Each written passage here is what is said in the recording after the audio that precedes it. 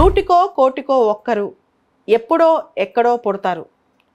ఒకే లక్ష్యం కోసం పోరాడుతూనే ఉంటారు. జీవితం అర్పించడానికి ట్రై చేస్తుంటారు. జీవితాంతం ఒకటే పని మీద ఉంటారు. ఉదాహరణకి భారతదేశంలో వాటర్ మ్యాన్ ఆఫ్ ఇండియా అంటుంటాం రాజేందర్ సింగ్ అనే ఆయన్ని. అదేవిధంగా ఉత్తరాఖండ్లో చిప్కో మూమెంట్ నడిపించారు సుందర్లాల్ బహుగుణ.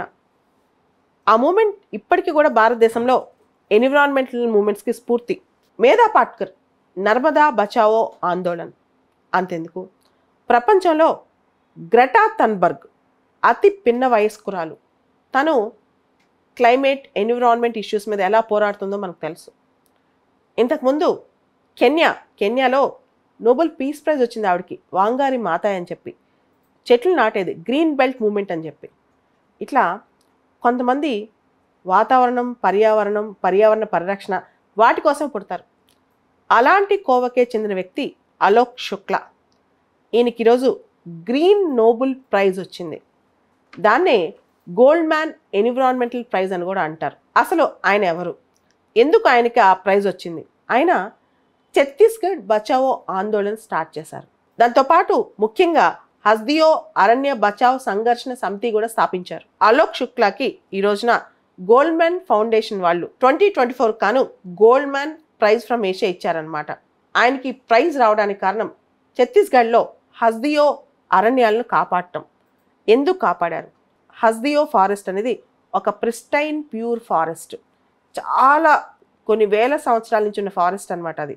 దాని లోపల కోల్ మైన్స్ విపరీతంగా ఉన్నాయంట.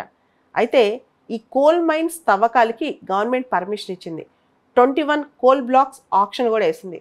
సో దాన్ని ఆపడానికి ఆయన చేసిన ప్రయత్నం, ఆయన చేసిన కృషి, ఆదివాసీస్ని ఏకం చేసి ఆయన డిజిటల్ ఫార్మాట్లో కూడా ఆయన ఈ క్యాంపెయిన్ లీడ్ చేసిన తీరు.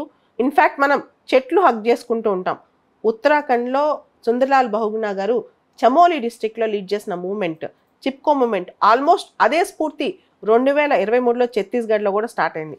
ఇన్ఫ్యాక్ట్ హస్దియో అరణ్యాలు, హస్దియో ఫారెస్ట్ అనేది ఛత్తీస్గఢ్కి లంగ్స్ వంటిది. భారతదేశంలో మనం చూస్తే కనుక ఛత్తీస్గఢ్ 44% ఛత్తీస్గఢ్ ప్రాంతం ఫారెస్ట్ ఏరియా. సో ఎక్కువ ఫారెస్ట్ ఏరియా అంటే స్టేట్లో లార్జెస్ట్ ఫారెస్ట్ ఏరియా ఉన్న స్టేట్స్ చూస్తే ఛత్తీస్గఢ్ 3వ స్థానంలో ఉంది. ఒక రాష్ట్రంలో విస్తీర్ణంలో ఎక్కువ ప్రాంతం అడవులు ఉన్న స్టేట్స్లో మొదటిది మధ్యప్రదేశ్, రెండోది అరుణాచల్ ప్రదేశ్, మూడోది ఛత్తీస్గఢ్. 44% ఆఫ్ ఛత్తీస్గఢ్ ఏరియా అరణ్యాలే అనమాట, ఫారెస్ట్ కవరే ఉంటుంది. హస్దియో ఫారెస్ట్ ఏరియా మొత్తం 4,45,000 ఎకరాలంట. మొత్తం దీన్ని కాపాడటానికి ఆయన చేసిన ప్రయత్నానికి, ఎన్విరాన్మెంట్ జస్టిస్ కోసం ఆయన చేసిన పోరాటం, ప్రాంతీయంగా జాతీయంగా సంఘీభావం తీసుకురావడానికి ఆయన చూపించిన చొరవ, వీటన్నిటికన్నా ఆయనకి గ్రీన్ నోబెల్ లేదా గోల్డ్ మ్యాన్ ప్రైజ్ వచ్చింది. హస్దియో కనుక మనం గమనిస్తే దాదాపు 4,45,000 ఎకరాలు అని చెప్పాను కదా, దాన్ని స్క్వేర్ మైల్స్లో చూస్తే కనుక 657 స్క్వేర్ మైల్స్ అనమాట. హస్దియో ఫారెస్ట్ ఏరియా, హస్దియో అరణ్యలో టైగర్ కారిడార్, ఎలిఫెంట్ కారిడార్, దాంతోపాటు 25 రకాల endangered species, leopards, sloth bears, grey owls, striped hyenas, 92 bird species, white eyed buzzard, తర్వాత మెడిసినల్ ప్లాంట్స్, ఇలా రకరకాలుగా ఉన్నాయంట. రేర్ ప్లాంట్స్ దాదాపు 167 ఉన్నాయంట ఈ ప్రాంతంలో. ఈ హస్దియో ఫారెస్ట్లోంచే హస్దియో రివర్ వెళ్తుందంట.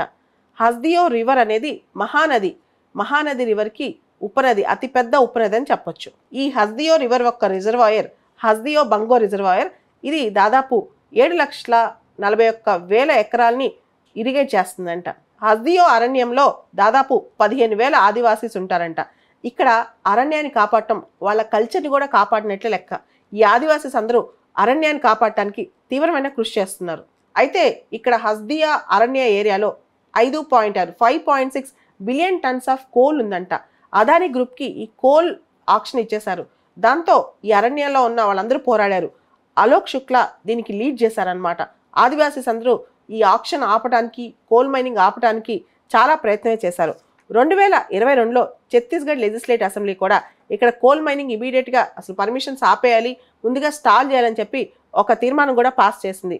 ఏ దేశమైనా ప్రగతికి సాధించాలంటే సస్టైనబుల్ డెవలప్మెంట్, ఓ పక్క పర్యావరణాన్ని కాపాడుతూ ఇంకో పక్క ఆర్థిక వ్యవస్థను ముందుకు తీసుకెళ్లాలి. అంతేగాని అడవులు నరికేసి కోల్ మైనింగ్లు, బాక్సైట్ మైనింగ్లు లాంటివి చేస్తే చివరికి మనకి మిగిలేది శూన్యమే.